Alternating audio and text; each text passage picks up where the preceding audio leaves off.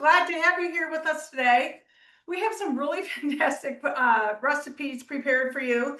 And I will tell you that it seems like I have literally been eating, we serve pulled pork up north. I served it to my husband here last week. Then I froze all the pulled pork. So that was really great that we could take meals to our cottage that were already done.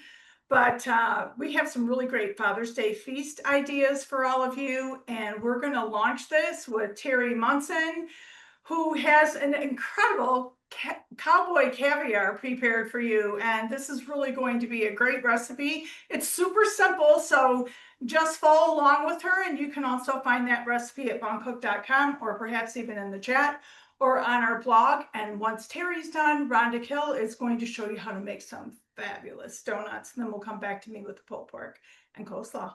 Hi, everyone. Hey, Terry. So I have the Southern Cowboy caviar, and I have made some things ahead of time. So you're going to see a lot of color. It's a beautiful salad, and I have made some of that ahead of time. So one of the things I didn't add was chopped avocados, and I have already, I'm going to go ahead and put that in the bowl. And the other thing is I have made the dressing. So what we have in this cowboy caviar is black beans, corn, a bell pepper, and you can use any color. I chose yellow because I thought, or orange, excuse me, so it's more colorful. A small red onion, and I am going to show that in a moment. Cherry tomatoes, an avocado, jalapeno, and cilantro, and then we'll have the dressing. So this is the Eco Chopper. I use it almost every day. My husband calls it a little mini lawnmower, and I have put in chunks of the red onion that I'm going to put in this very cool chunk salad, and give it some pull. I like it fine, and voila, it's very small, just like we like it. And we'll go ahead and put that in this as well with that long spatula that is such a great tool in my kitchen. And it can go up to, correct me if I'm wrong, 650, I believe. And I use it a lot with caramel corn. It's a great long handled spatula. So, and then the other thing I haven't done yet is the mini chopper, and this is good for herbs. And so you can do it like this. You can roll it on your counter. Just more times you do it, the smaller that it is. Of course, cilantro goes well in this dish. Let's see how small it is. Yeah, yes, it looks good. This is little tiny chopper. Looks how small it is. We're going to put that in the salad. I guess with all the other vegetables. And then it needs to have some lime juice. So it's a whole lime. So I know that it's very important to roll your lime to get it more juicier. Get those juices flowing. And then we're going to cut that in half. Oh, my knife went bye-bye. It's here. It's here. It's over here. We're going to cut that in half and then put it in the fabulous juicer with it down, and then just put it on the salad. We're going to use both of the whole lime. It's not a very big lime. It's really nice because you really get all the juice out of it. Again, the other half. Squirting a little beyond my bowl. Okay, there we go. Oh, a little more. Okay, so this is the dressing that we're going to put over it, and it consists of the French Pantry EVOO, which is an awesome EVOO.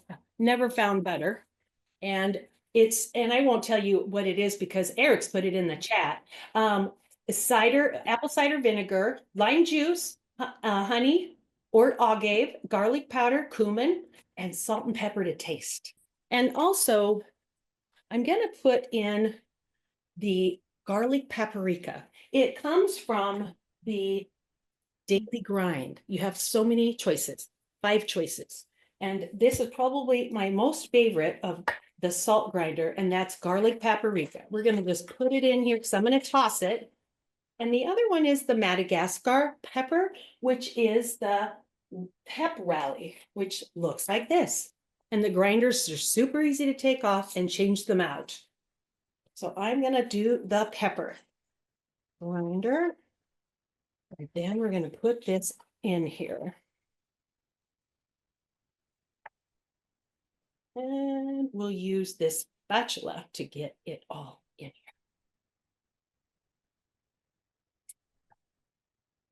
here. This is supposed to be chilled for about 30 minutes, and we're gonna have it tonight with something else, like some meat we have. So like a Spanish or Mexican dish. So that is, I wanted to share too that the two grinders, the big one and the small one, are on sale. And so just so you know, if you want to take advantage of that sale, that is $49 for both of them. So this is what this salad looks like. Yum. Thank you. Happy cooking.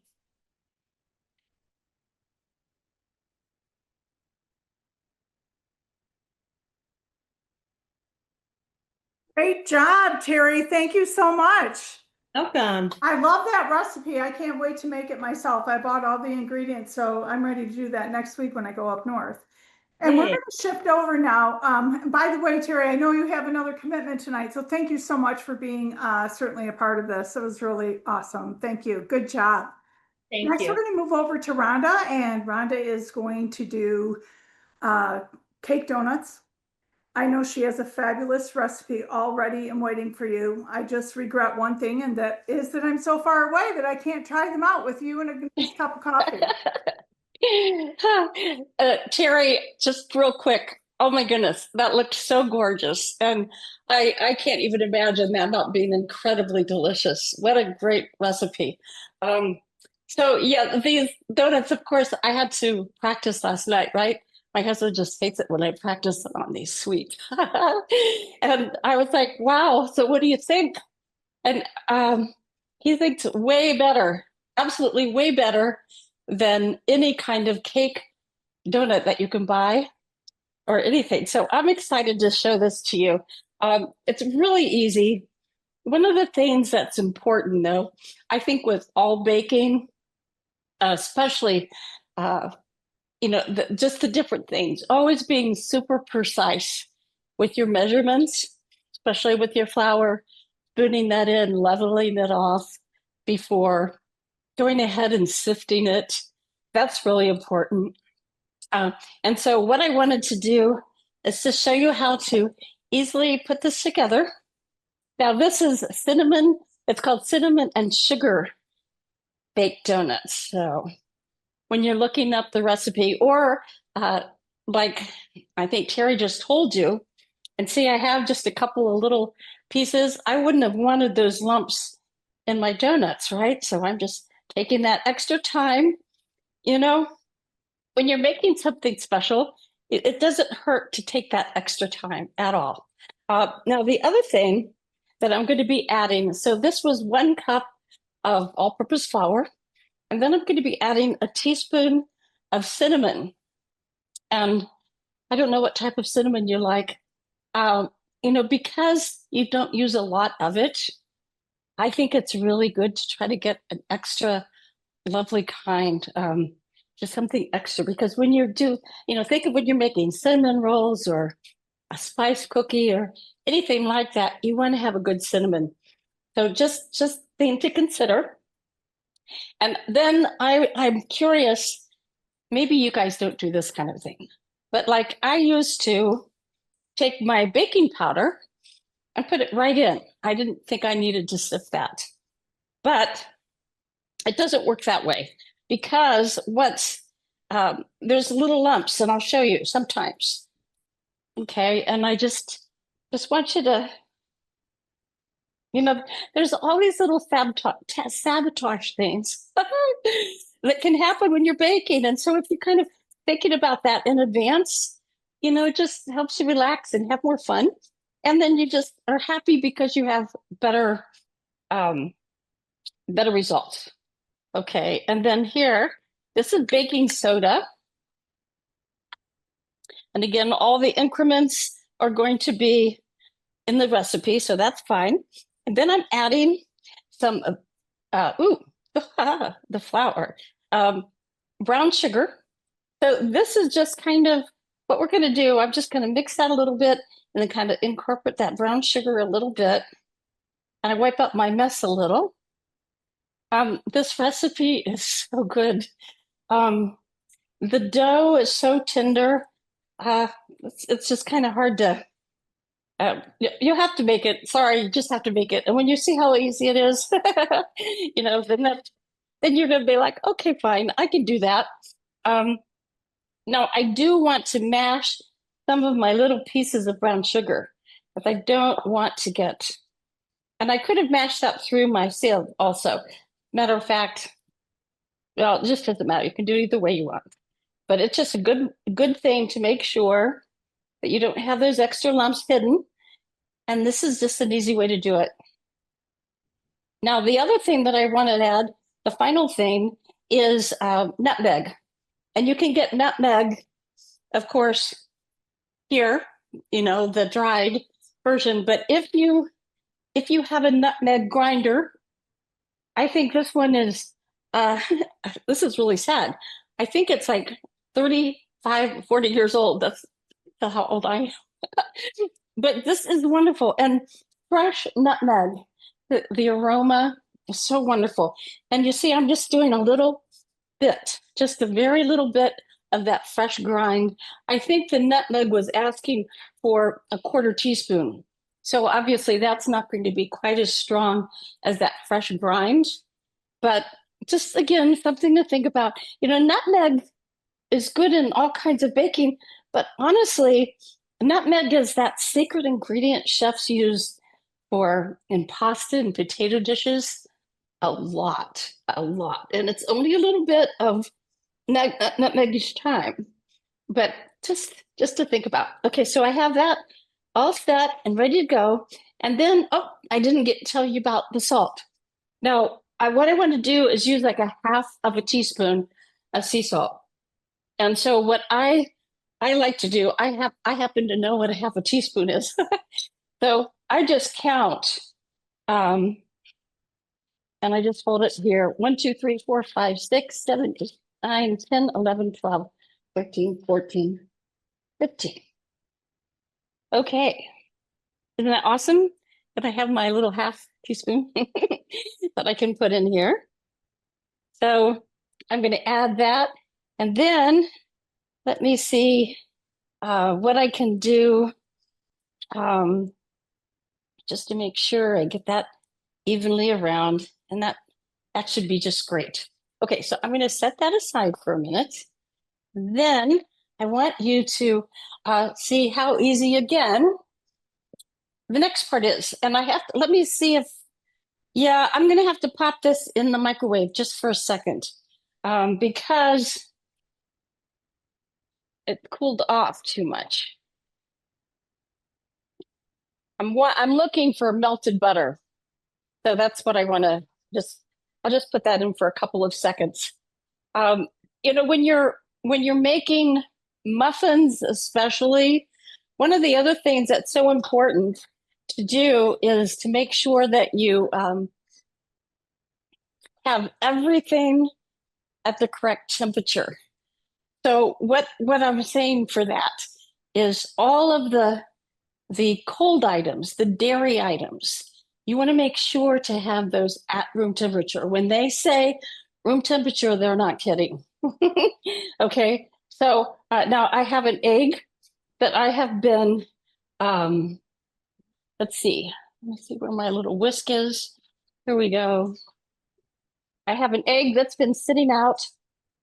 If you have, you're in a rush and you didn't have time to get your egg at room temperature, just put a bowl with warm water and put the egg in there, and within like a minute or two, seems like it's pretty easy to bring that to room temperature. Now, butter is a different thing. It takes about an hour. You can use the microwave, but it's tricky. It's really tricky. Microwaves, because like for an example, here is this is one of the hardest things, I think, in my mind, is to do yogurt.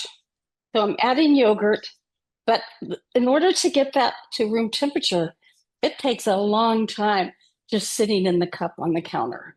It takes a long time. So there's a couple of options that you have, which makes it kind of nice. And what I like to do, if I'm running late, I'm rushed, and I don't have any other choice in the matter, then I can do a little warm water bath. So I can have a bowl, and then I can put my yogurt with warm water, not hot water. And then I can put my yogurt in another bowl on top, like you do when you're melting chocolate on the stovetop to protect it. But that warm water will help. The other thing, believe it or not, you could make like a little water bath thing with the microwave, where you can boil a cup of water, put it in there for 2 or 3 minutes, and then put your yogurt in the container and set it next to it, close the door, and just let it sit and do its wonderful little magic. So that's easy. So, and then we have milk, which also, that's easy. That you can put in the microwave to warm it up without any problem. So what have I put in here already?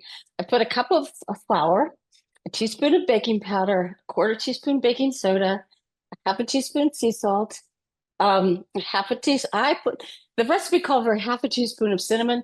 I do put a whole teaspoon. That's entirely up to you.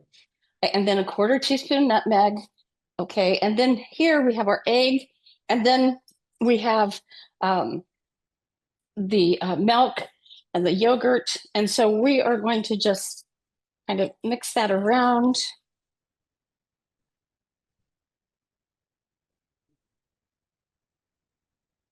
When you have everything at room temperature, what happens is each item allows itself to be easily aerated, if that makes sense, okay?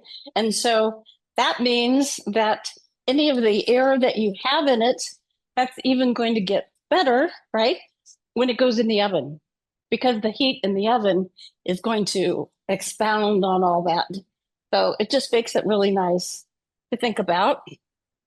And then so I have this all together, and then I have our melted butter I had to go get, and that was just 2 tablespoons.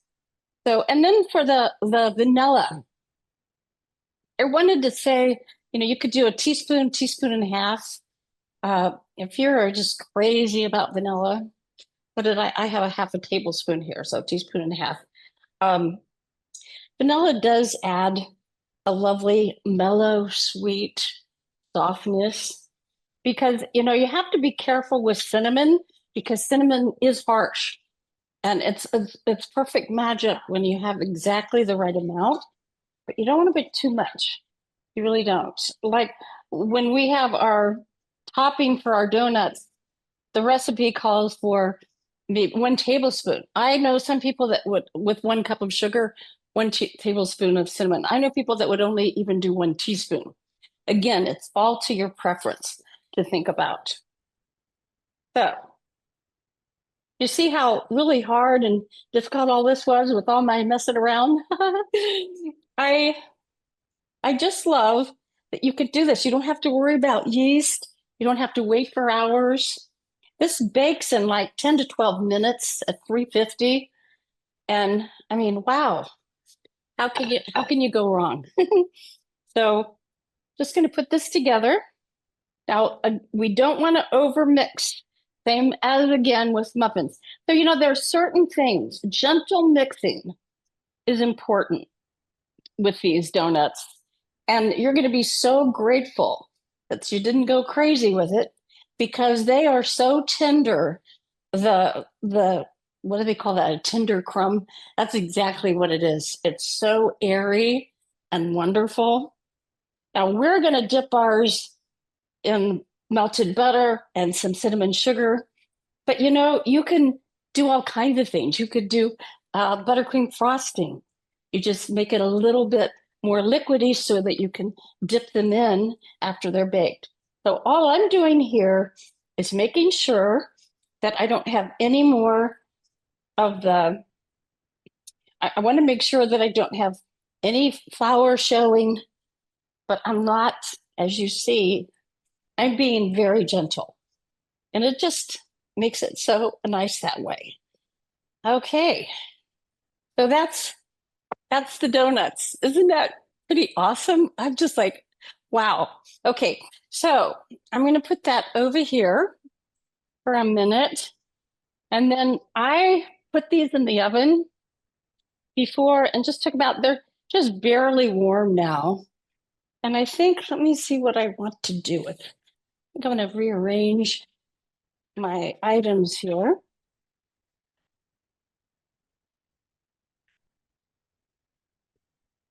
So that I can pop out my beautiful donuts. I just think these are so great. Now, the other thing I could not, I can't put them in really to show you right now because I didn't have 2 trays. But I do want to talk you through that for just a second because I spooned the batter around and you want to even it out. So that particular batch, that gave me 6 donuts. It could be, and be always be between 5 and 6, okay? And so, and if you can see, isn't this beautiful? How they just come right out. They're just easy and beautiful.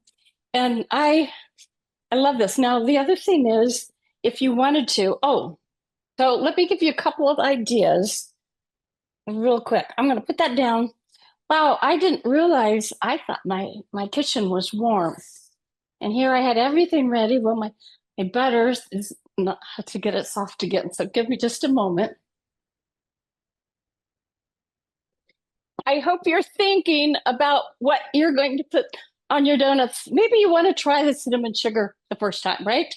But then once you try that and see what that flavor is and how wonderful they are, then maybe you can be thinking of different things that you know you or your friends or your family would love. And then you can kind of go from there. I'm going to give this just a little bit more. I read one of the chefs, what did he had maple bourbon buttercream frosting, or no, glaze. And he dipped them in the glaze and then you lay it onto a rack, which is wonderful too. I mean, there are just all kinds of things that you can do. I hope you can hear me while I'm talking clear across the room.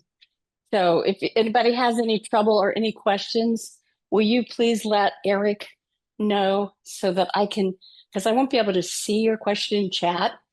And then if you ask it, then he can let me know and I can answer that for you. Okay, so we kind of have, let's see, let's go like this, maybe.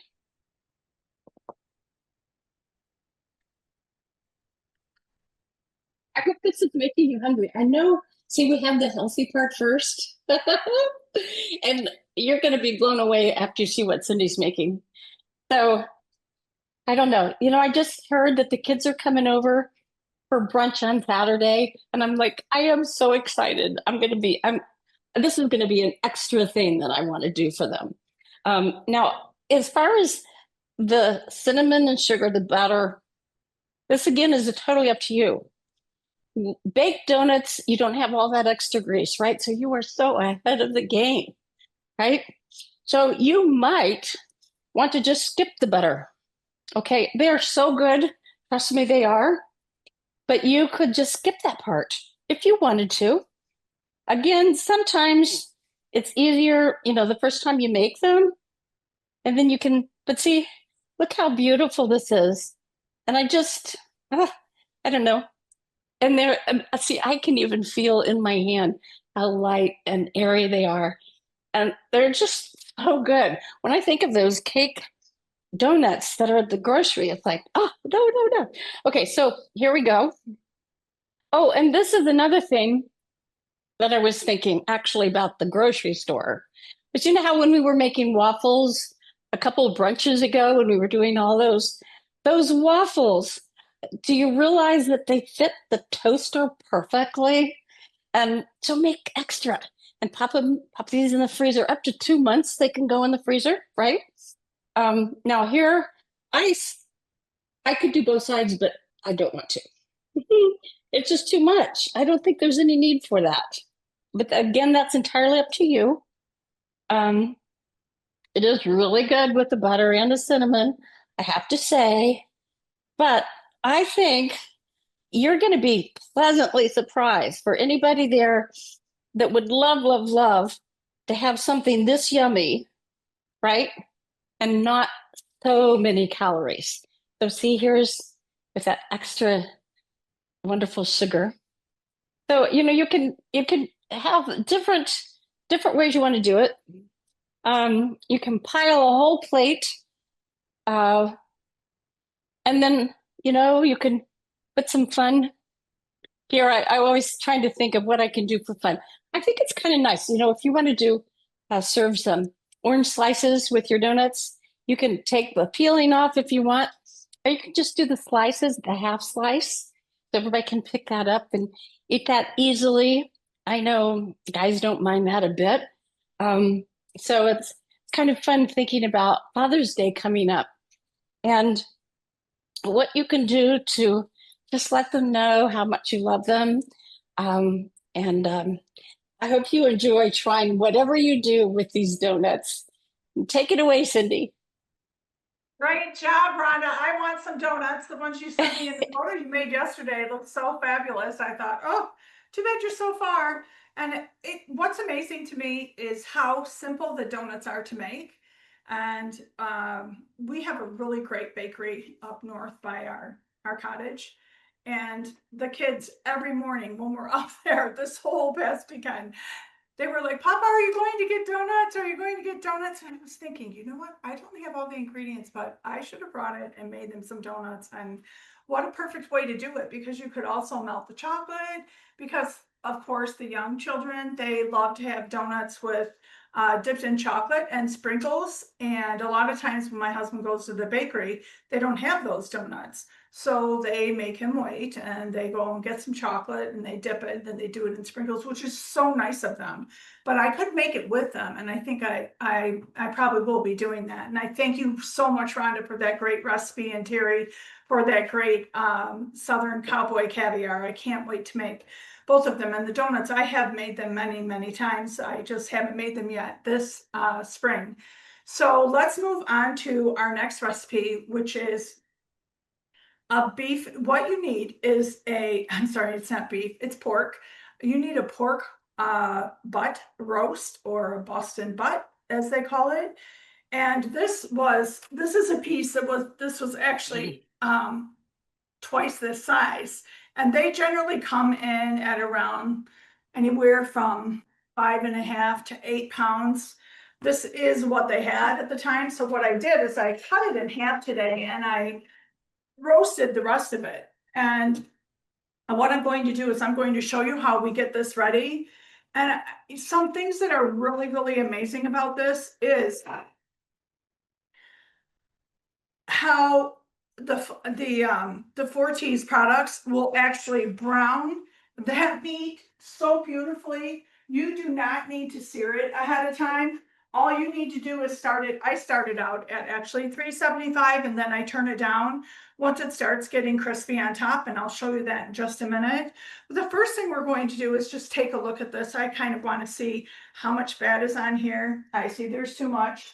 So the first thing that I'm going to do is I trim off some of this fat, because I don't want all of that fat on there. You do need to leave some fat, because the fat is actually going to add a lot of flavor and a lot of tenderness to the meat, but you don't need to have an over amount, so that when a lot of people like to eat pork tenderloin when it's cold. Just throw it on a sandwich. I'm not one of those people, but I generally like to eat it when it's on bread and warmed. So I would just cut this off. And a lot of times you can just get underneath the skin and then pull it right off. But for time's sake, I'm probably Not going to work on this that much. I don't have really the best knife in doing this right now. But if you do get under the skin, you can see how much easier it is to work with. See that? And we can you just keep doing that exact same exercise. And then you just pull it. See, we've got entirely underneath it right here. So I can just cut that right off. My husband says I'm careless with a knife, and he's probably right. I just take all of that and I would discard that. Some people save it for other things, and I'm not that person. I'm going to turn this over now. I feel good about how it is. It does have a little bit of fat on it. And that is, of course, going to help everything kind of meld and get together. But I'm going to start with the rub. So the rub, this is just so amazing how good this turns out. We have mustard, paprika, roasted garlic and chive, herb blend, the roasted onion, red pepper. What I love about the roasted onion, red pepper, French pantry herb blend is it has like those dried, kind of what you would call like those dried rings of onions. So this is really, really great, and it tastes really good too. So I'm going to start with a little bit of oil, and the oil that I'm using is a garlic oil. And the reason that I'm going to put the oil on there is because I want everything to adhere to this pork. And this has a slight bone in it, which is fine. The other piece did not. It's good too. They still cook about the same amount of time. You just want to massage that in. The next thing that I'm going to do is I'm going to take some of the mustard. And you could use any one of the mustards are great to use. I'm going to massage this into the meat as well. And then I'm actually going to do the dry rub. It depends on what mustard I'm using, how I would actually use it. And the recipe calls for tomato, but you could use a wild pepper mustard. You can use chipotle mustard. That gives it a little bit of a kick. And then you're not looking for that later on. So as we bundle this up, we have garlic oil, mustard. Now we're going to put the French pantry roasted garlic. And no, it's roasted onion and red pepper. Sorry, wrong one. The roasted garlic is the other one. So I have more of that over here. I have also the roasted garlic and chive. And I want to cover this pretty well. And you make sure whatever falls down, you're just going to pick it up on that board with your hands, so you can pick it up with that meat also. So I want to make sure I have enough to go all the way around here on every side.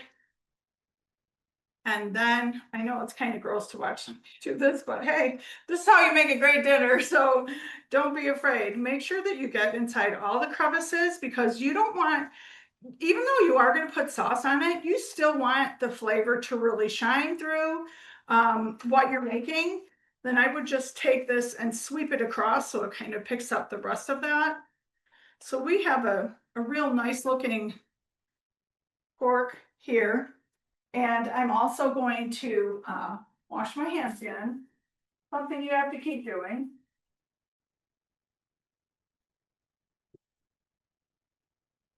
And the next thing I'm going to do is I'm going to take the garlic paprika salt that I have here, and I'm going to put that all the way down across.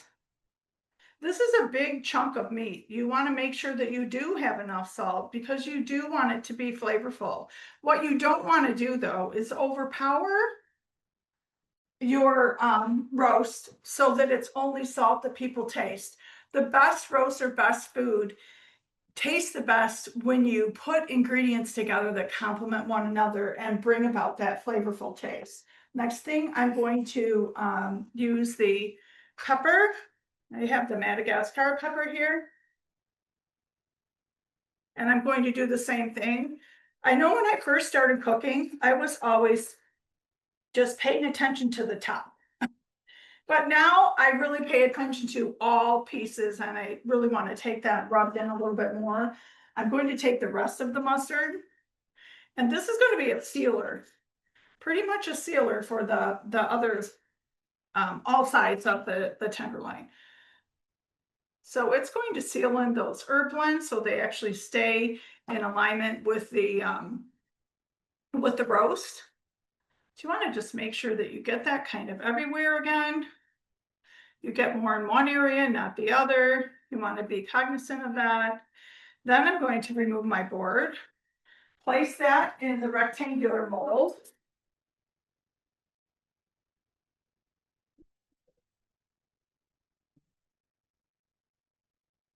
Sorry, has to be done. And this is pretty much how I'm going to cook it, other than mixing up 1 cup of, this is actually chicken broth. And what happens when you do this, it's going to steam up this roast a little bit. The other thing that we're going to put in there, a lot of times I would put apple cider vinegar, but I love it with the pomegranate vinegar. It's got that same tartness that apple cider vinegar has. And this is really good. I didn't measure this, but you're going to put it around the bottom. So when this steams, it's just, I'm going to put a little bit across the top. That's only going to create more tenderness, and it's not going to change the flavor of the roast at all. Excuse me, because I see that I forgot to leave my oven on, but that's okay.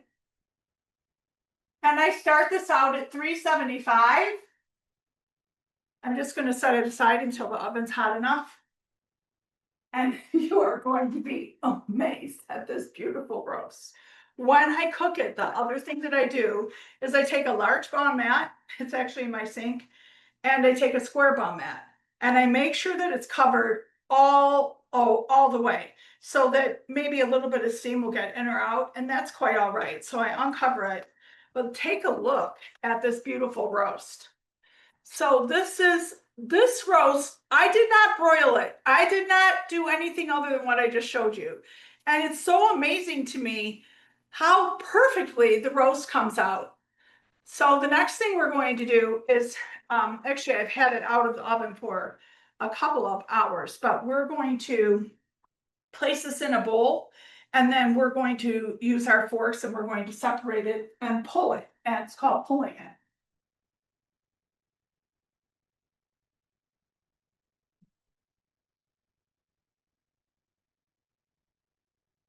So we have our bowl here. So what we're going to do is I'm going to turn this upside down. I think I'll use this piece just so I can show you quickly.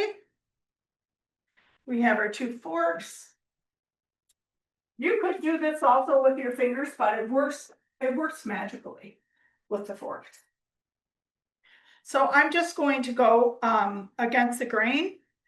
So the grain is going this way up and down, so I'm going to go the opposite. And look at how beautifully this pulls apart. You can see that. You see these pieces just coming together.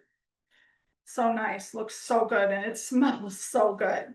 Now the pieces that I have that are crusty, I like that because when we put the sauce in here, it's going to be like a real crunch. It's going to add a little bit of crunch to this meal, and it's going to be really good. So don't feel bad if you have a little bit of crust on the top of that pork roast. It just makes it taste that much better. Look how beautifully this cooked. I can show you that.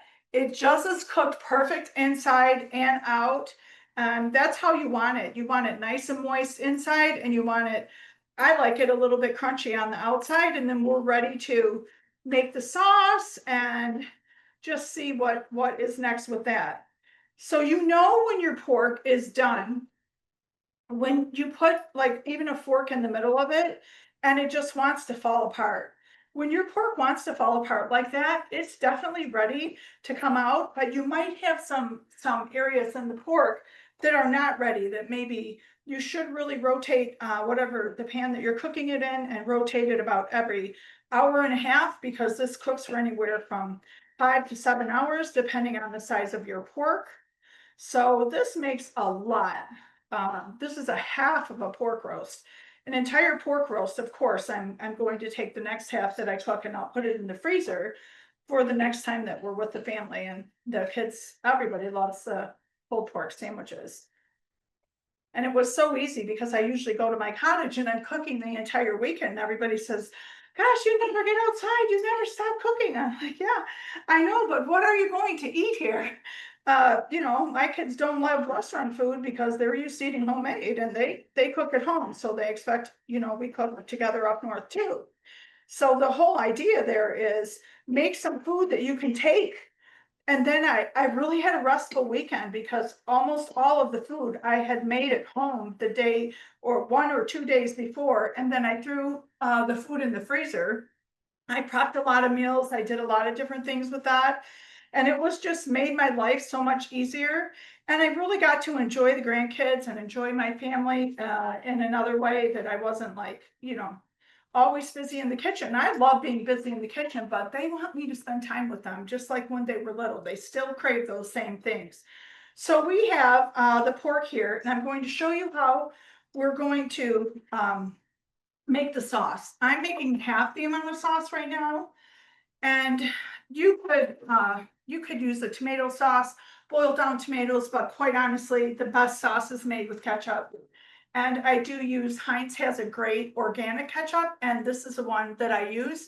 It tastes really good. It has, I think, less sugar in it, and it works really well for any recipes I've ever used it with. So I'm going to add, you normally use dark brown sugar, but I brought my dark brown sugar up north to make the sauce there, and I forgot it there. I meant to bring it, but I forgot it. So what the difference between dark brown sugar and light brown sugar is the molasses that is in the dark brown to give it that much richer and robust flavor. So I've got some light brown sugar here.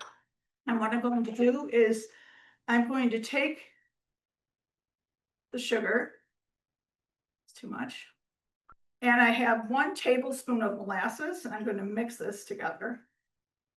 There's a lot of sauces that also call for the molasses on top of all the other sweet things, but you could also, instead of brown sugar, you could use honey, and that has that crystallization factor. I would, of course, warm the sauce up if I was going to do that. So let's think about that. So I'm going to take these, and then I'm going to, I have my whisk somewhere in here. Okay. Have it in the ketchup. I'm going to just mix this up. This is going to make like a little molasses ball. It's just molasses and sugar here. And I'm going to put it in a bowl. It's part of our ingredients. This sauce is so good, and it reminds me so much of what my mother made when we were kids. And we had a family of 8 kids, so everything she made was in great amounts, in great amounts. I also have the coconut aminos. I thought I'd pour this out. Make sure. I think it's 2 tablespoons of the coconut aminos. This is in place of like the Worcestershire sauce. Or some people put soy in it. I wouldn't, but some people do. Oh, I have it right here in front of me. Okay. And then the next thing is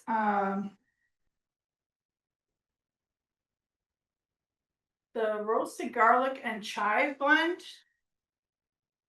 which I thought I poured them, I guess not. Put some of that in, and that is like a teaspoon of that.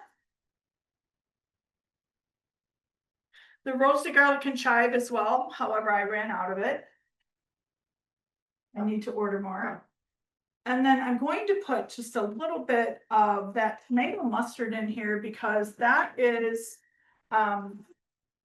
just going to complement what we put on the roast omelet. Very simple.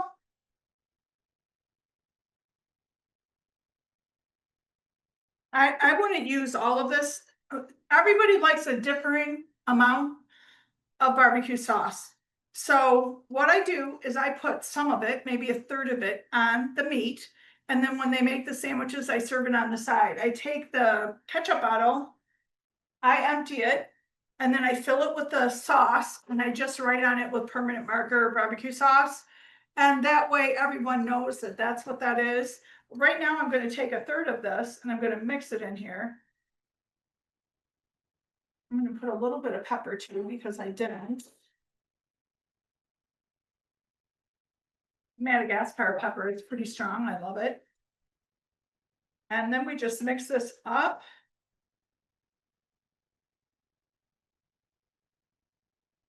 And we have this gorgeous sandwich ready. But I need to make the topping, which is the coleslaw. So I just want to check our time. Look at how beautiful this is. This just looks so good. Who doesn't want to serve this or eat it? It's so lovely. Oh yeah. Okay, so next for the coleslaw, I'm gonna move this out of my way.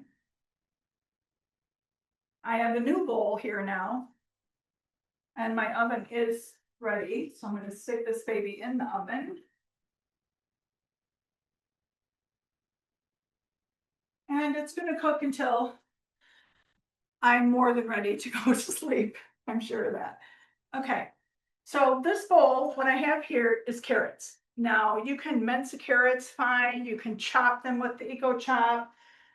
What I'm doing this time, and I'd like to do this, I'm just gonna wash my hands again. What I'd like to do is actually create a very light carrot that is almost like, it's kind of like a ribbon but shorter. And the reason I like to do this is because if the kids are eating this, they can chew that. I know that they wouldn't choke on it. And if you have a lot of youngsters, you want to probably use your carrot and just take a peeler. This is actually like a slicer for like a kiwi or something like that. It has a serrated blade on it, but that's fine. And we can just, work through the carrot like this. Another one here. If you want it longer, I just start in one area instead of going all the way down, because then I would have to cut them again. But this makes a really beautiful coleslaw as well. We're also going to chop some apples, put in there. You can do slice or chop. We love chop because we use the Eco Chop and it makes our life so much better. So you got the gist of this. This is just so simple to do this. And normally we use these tools just for a peeler, but this is also makes a beautiful coleslaw with these really thin slices. And you could do julienne if you use our mandolin, which we don't have right now. Hope to get it back soon. We're also going to chop some apples with our Eco Chop.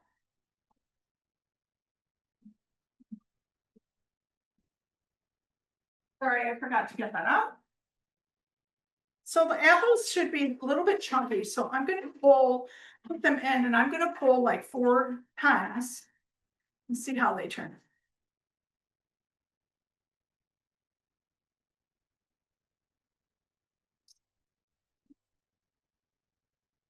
Okay.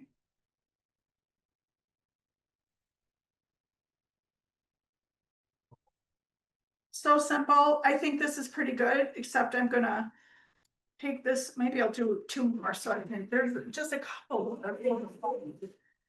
You can see, this is just a beautiful, and apple and coleslaw go so good together. So we're gonna dump this in the bowl with the carrots. Then we are also going to add our coleslaw. So we have, I have a half, I did a half and a half, so there's only 2 of us here, so I can't do the full recipe because it will take us too long to eat that much. However, we will do a half, like more of the white cabbage. So we'll do a half of the white, and then we'll do, this is a half of the white, and then we'll do a quarter of the red. This makes such a beautiful cabbage. And cabbage is something I make all the time. I make a lot of chopped salads. I love chopped salad. So the way I do this, I just go along the side and just cut down a thin line. You could do it with a mandolin, but you don't have to. So you just start cutting it like this. See, these are rather large, so I would also cut them as I put them in the bowl. Cut them in half again. And do that same thing. You can also turn it the other way, which is actually much easier.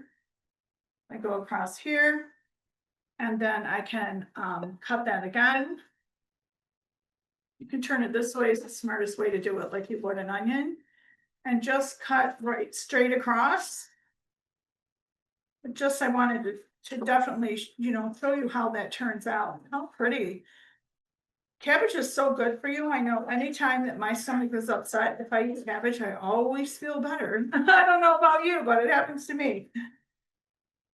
So then I'm going to just turn this around and I'm going to cut it in more edible pieces so that it's not these huge pieces of cabbage. I want to make sure nobody chokes on my food. I'm going to just throw this in the bowl. Then I'm going to also do the same thing with the red.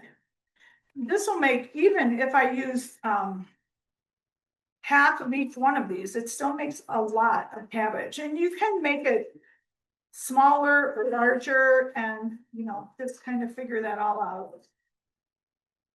How do you like it? And cooking is really about creating things the way you like them and learning the techniques and tools that you could use in order to do something great. So definitely be thinking about that as you move forward. So for time's sake, I'm just going to mix this up a little bit with my hands.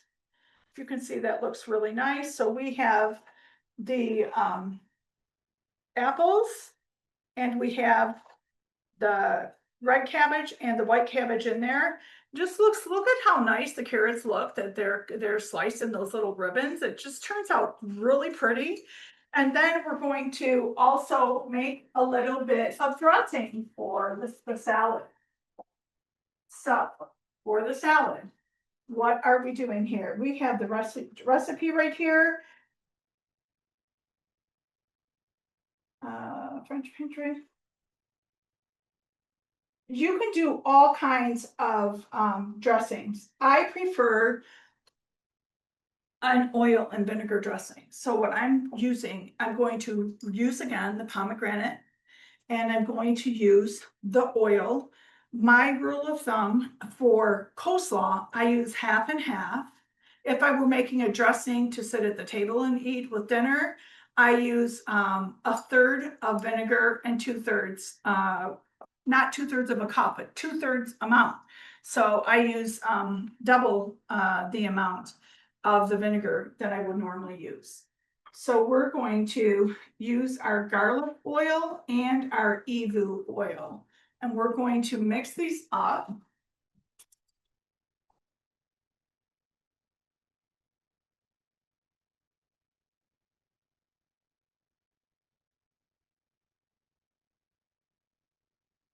I will need, again, my whisk. It's so quiet. I'm like, are you still with me? I hope so. This is a super simple recipe, and I love to make the coleslaw like this and not mix it. And then you can mix it into anything that you want.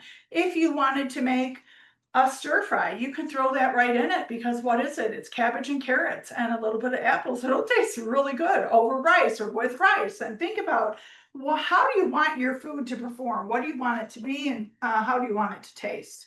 So we're putting a little bit of the pomegranate oil, and of course the recipe does have all these ingredients listed. Regular oil, pomegranate vinegar, oil. I have the salt already in the scarlet oil here.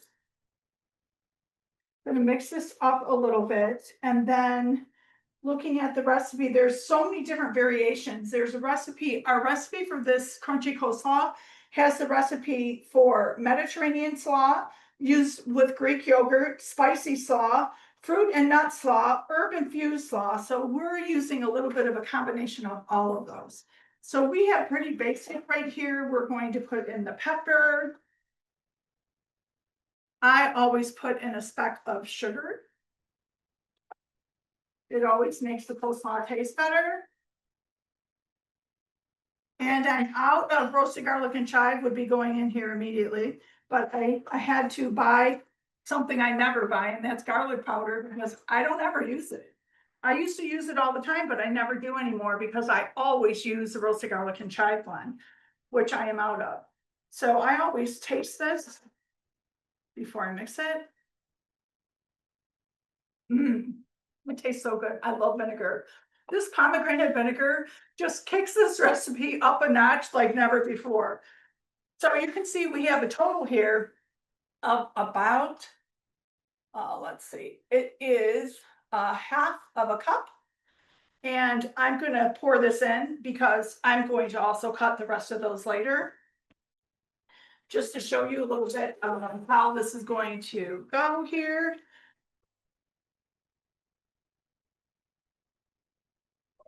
So we have the coleslaw, looks really beautiful. You can put sunflower seeds in it, you could put nuts in it, you can put dried cherries in it.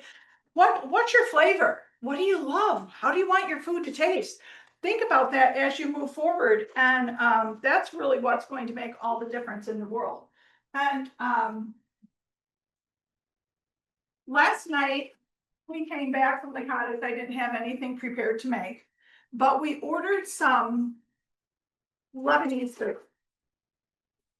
It's a chicken that they make that I actually tried to mimic the chicken with the chicken herb blend. I think we did a really good job. But they sent this homemade pita bread. So these are little pita pockets. So I'm using this instead of a roll. Normally I would use a roll. So I'm going to plate this up and just show you how fabulous this is going to look. And with the sweetness of the sauce, the tanginess of this coleslaw, it's going to be out of this world for sure. So I'm just going to take some of this pork. And then I would allow, like I said before, if somebody wants extra sauce, they can also put it on here. What I love to do is just get this coleslaw. I'd kind of make a mess around the plate. Always. And people, when I pick up the plate, there's nothing left on it. They always eat the rest of that coleslaw. So the pork looks a little bit buried. And pick this top up. But here you go. Pretty much your coleslaw around the plate is your decoration, and it just looks like a real healthy thing to eat. This is not about the bread. Just remember, it's not about the bread. Any flatbread, any kind of bread that isn't real doughy, you don't need a lot of bread.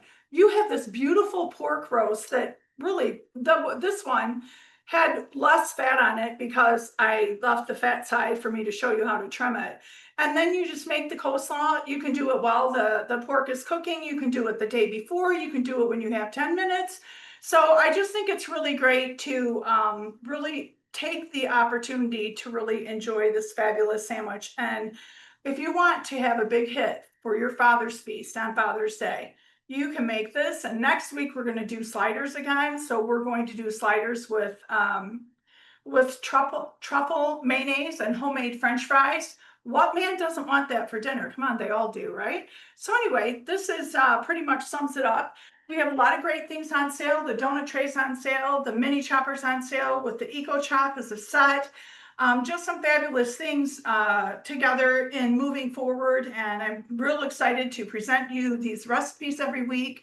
I hope all of you take the opportunity to make these recipes. And if I miss something in the recipe, the reason I can miss something in a recipe is because I have ingredients that I can swap out. In this pork, you can use almost any of the herb blends, almost any of the vinegars, and you can use whatever oil that you want to have that flavor, and any mustard. So think about it. If you were to fill your pantry with our products, you can mix and match to the liking. What do you love most? You know what I love most: roasted garlic and chive, Bordeaux mustard, tomato mustard, the Evu, garlic oil, the Parmesan oil. I mean, put the Parmesan oil on pasta and then sprinkle some fresh parsley from your garden or basil from the garden, you don't need anything else. It tastes so good. This is about bringing flavor to life. I mean, this is the best thing about our business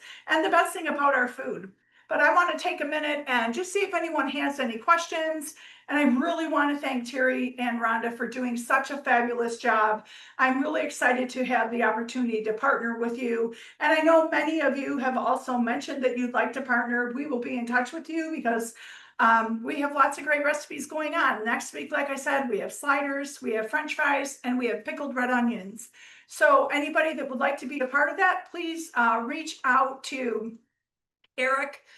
It's eg@boncook.com, or you can send your email to info@boncook.com, or myself, cj@boncook.com.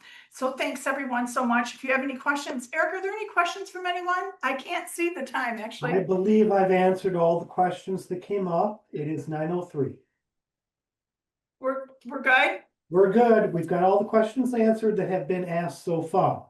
Great. Thank you so much, everyone. Enjoy a fabulous week, and we'll see you next Tuesday on Taste the Trend. Thank you, Rhonda. Thank you, Terry. And thank you, Eric, for always being my backup. I appreciate that too. Bye now. Have a great week, everyone. Bye-bye.